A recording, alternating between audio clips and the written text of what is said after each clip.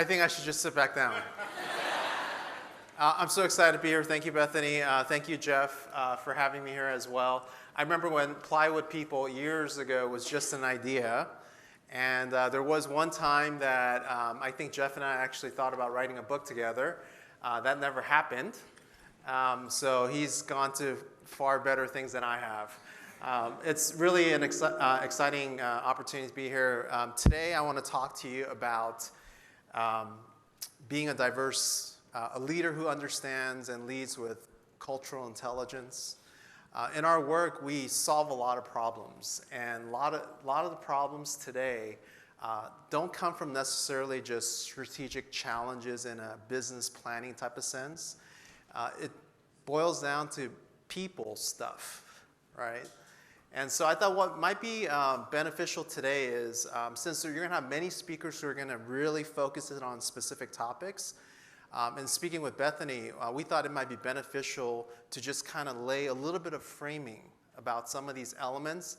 And if anything, I'd like to make a business case that diversity, equity, and inclusion is actually a good thing for whatever company you're working for or working on. How many of you here are would consider like startup entrepreneurs? Just curious. Raise your hands, okay.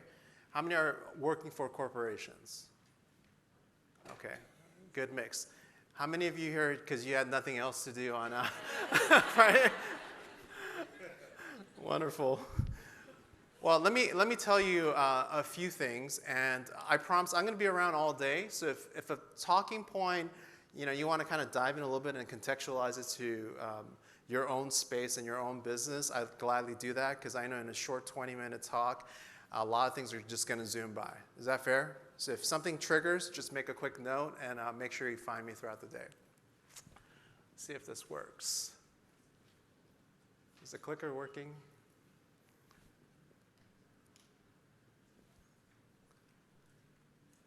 There we go. The reality is we are living in a country that is becoming more and more diverse.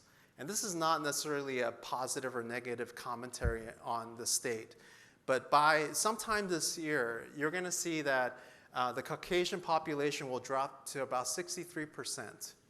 And that's going to be reflected, and that's the reality. This is a 20%, about 19% drop from 1980 to now.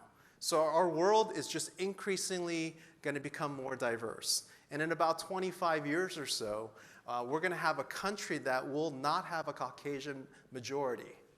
So that's the world we live in, and given technology and how that's made the world flat, access to global entities, doing business here in the US could also mean, for many, many brands, you're doing business internationally. Whether you're working with vendors overseas, or whether you're traveling in different regions of the world to provide services and products, that's kind of the world we live in. So that's just to say that this is, whether you like it or not, put on your seatbelt, because that's the world we live in. And what I want to do today is talk about this reality, but also talk about this opportunity we have in actually embracing. This is not a fad. This is the world we live in, and we're going to be more and more connected to each other. And so our country will continue to become more diverse, and we need leaders who can lead with cultural intelligence. And this is an area of lacking that's noticeable, not only in corporations, but in the startup world with entrepreneurs. And so, the reality is more than half of employees who are a part of the workforce, they want their employers to be better in this area, especially in a place of work. And so let me show you this quick graph.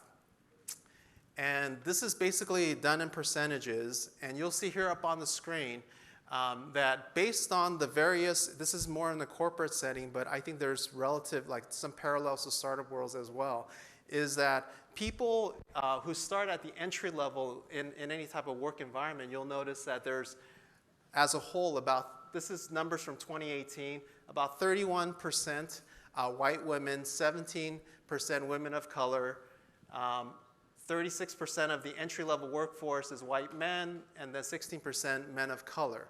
But you'll notice as people progress in areas of leadership and they go up the ladder, if you will, what do you notice about this graph?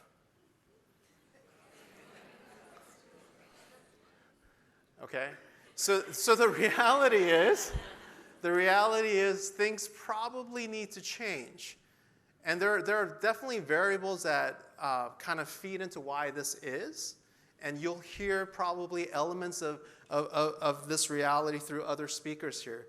But the point being here is that really, as the higher you go in leadership, things change. And I think in order for change to actually happen is we have to have change actually occur in the highest levels of leadership.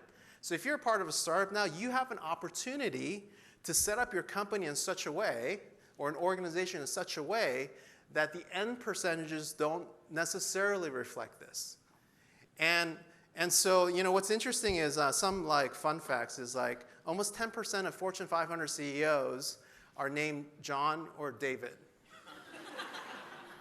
And only about 6% are women, right? And so there's more CEOs named John and David than all the women combined.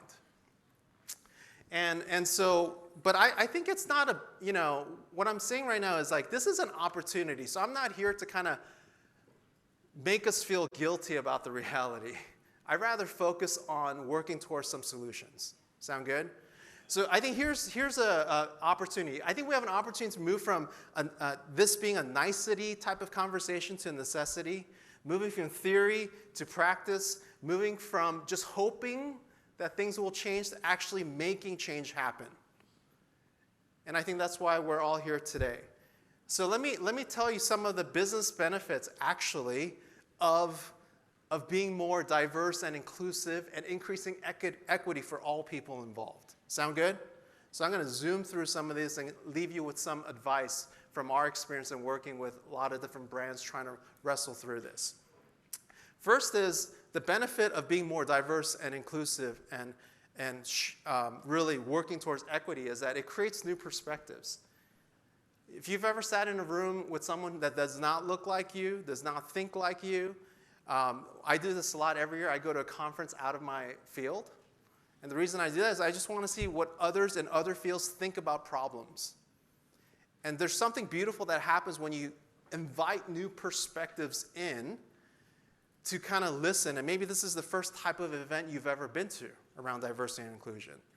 And I think that's great. Keep going to places like that. And in the work environment, to invite people and to hire people who may not necessarily come from the same context that you do is a benefit. And we see numbers that support this, which kind of leads to the next one, is that diverse groups increase creativity and innovation. And the numbers kind of support that. On average, inclusive companies are 1.7 times more innovative than those companies that are not. And in fact, innovation revenue is up 19% higher than companies who are less diverse. And what I love is McKinsey did a study of 300 public companies, and these above average diverse and inclusive teams reported 45% of their total revenue came from these innovation interactions. So there is, because when you have multiple perspectives in the room, there's a good chance that empathy will increase for the customer. Because you're not only seeing it from your angle, but you're seeing it from all other people, how they're experiencing your products and services and offerings. And because of that, there's a practical benefit. There's also a performance benefit that happens through DEI. Racially and ethnically diverse companies are 35% more likely to perform better. And the fact that especially companies that have even gender diversity, companies are 15% more likely to have higher performance. And what I love about this in the idea, we work a lot at innovation processes and stuff and scaling companies. And what we found is when there are diverse teams, they experience 60% improvement on decision making. And so these are all business benefits. And I'm sure there will be speakers today talking about the human dignity side of things. And I think those definitely important. And you'll get that. But I also want to make, once again, a business case. It also strengthens culture.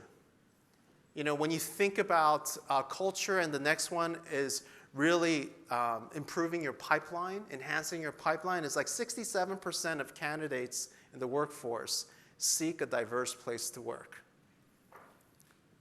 So now it's almost becoming a necessity, right? And rightly so. And we see some signs in corporate America where there are being shifts that are being kind of mandated. I don't know if you've heard, but over 800 CEOs signed a public pledge that they would act on diversity and inclusion efforts. Some of our clients are some of the top law firms in the world, and for many of them, they realize that corporate America is now really only going to really hire firms that are diverse and teams that are diverse. And so there is this kind of systemic, almost like a forcing that's happening, but I think early on this is totally necessary. Because some things, in order to systematize, you kind of have to, because people don't fully understand what's going on, but making the push from the top is a big part of this solution. And since I am making business cases, that you could also increase profitability by doing this as companies. Diverse companies are significantly better positioned. In fact, 70% more better positioned to capture new markets. Because when you have diverse leadership, you're looking for things that can't be seen if it's just kind of a monolithic type of leadership culture. Highly inclusive companies see 1.4 times more revenue. And not too long ago, the Peterson Institute for International Economics completed a study of more than 20,000 publicly traded companies and found that, listen to this, the number of women in executive positions correlated with increased rates of revenue and profits.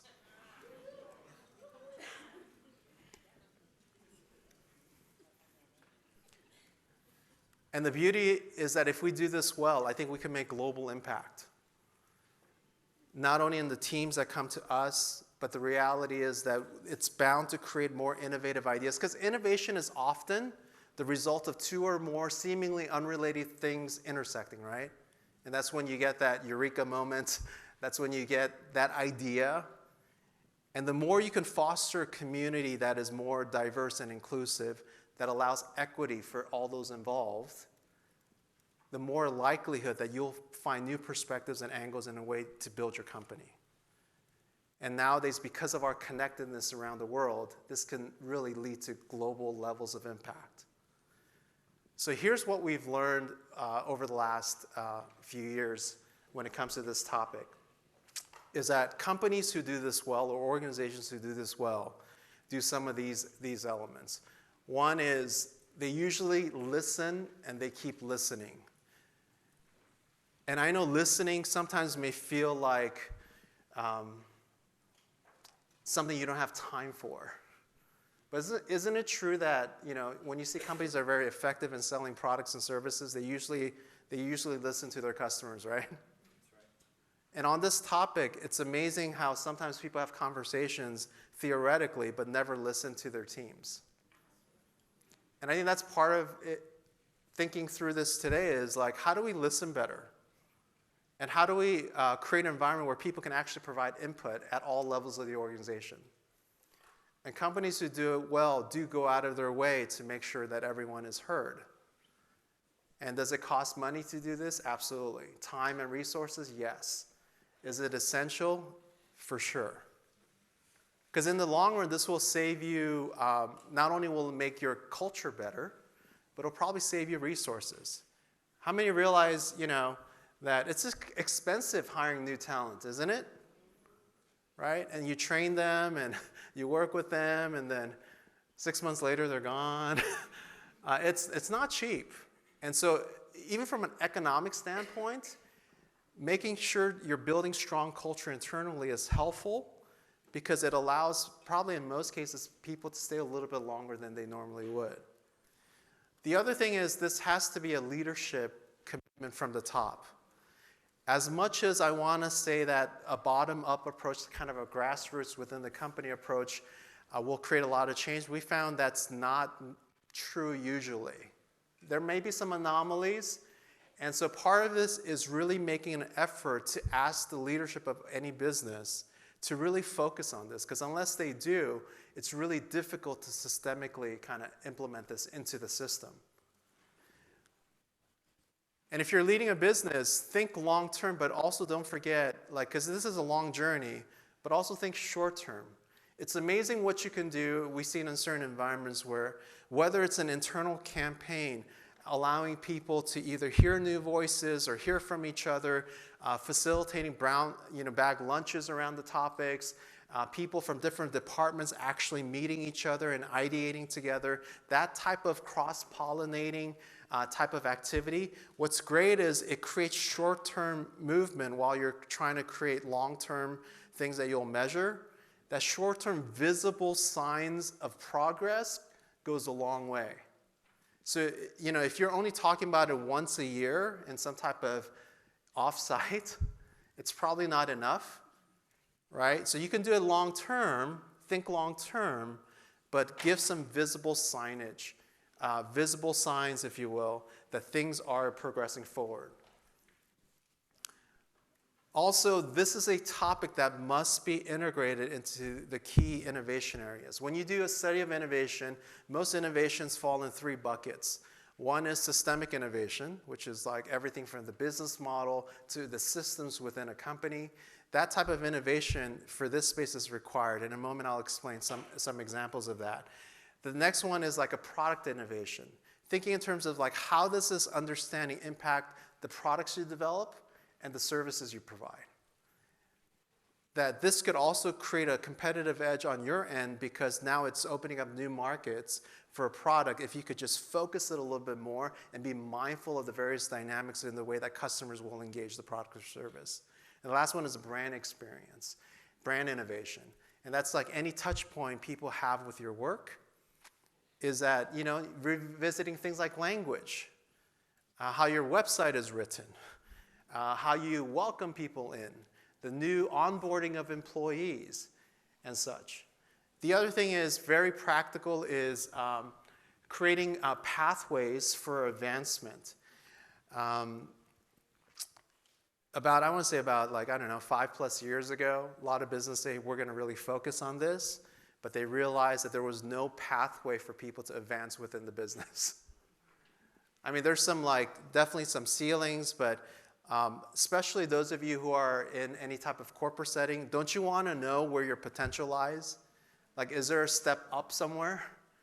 And it's not just to climb the corporate ladder, but it's to keep growing.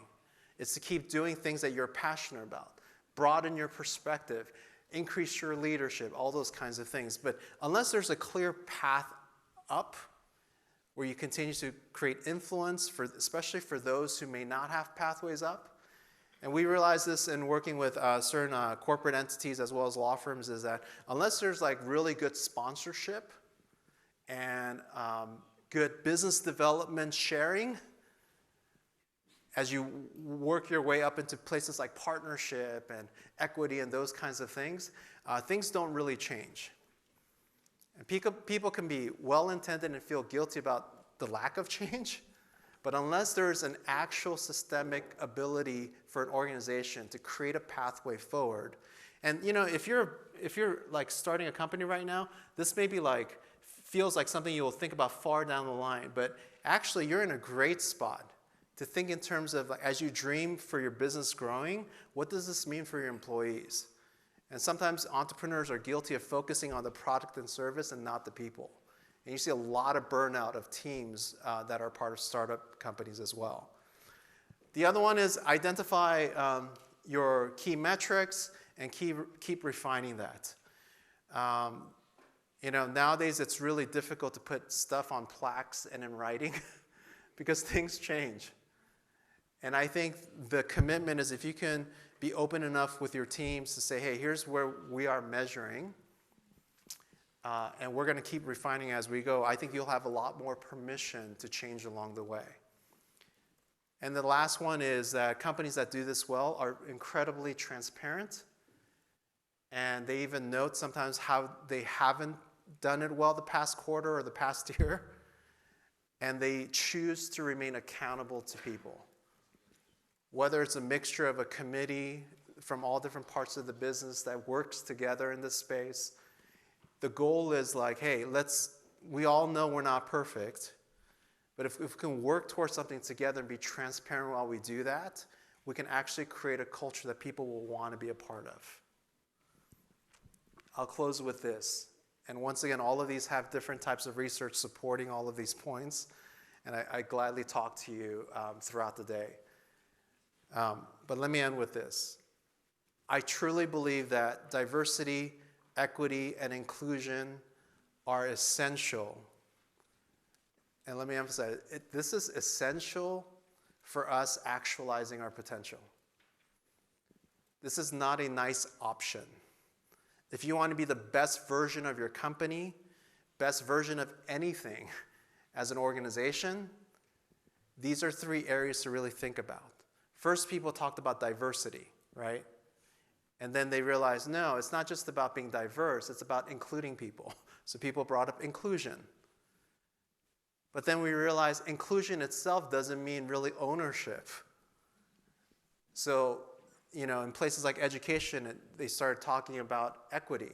And now corporations are adopting that type of language. I think it's very healthy, but you can't say diversity, inclusion, and equity because that spells die, right? So now people do DEI, right? But the idea is all of these elements where we increase ownership for people, increase opportunity for people to actually own, whether it's literally equity or a piece of the culture, or to be able to contribute as they fully are all essential to become the best version of the company or organizations we want to lead. And I hope you will be that leader who will be culturally intelligent enough to know that this is essential to the business plan. Thank you.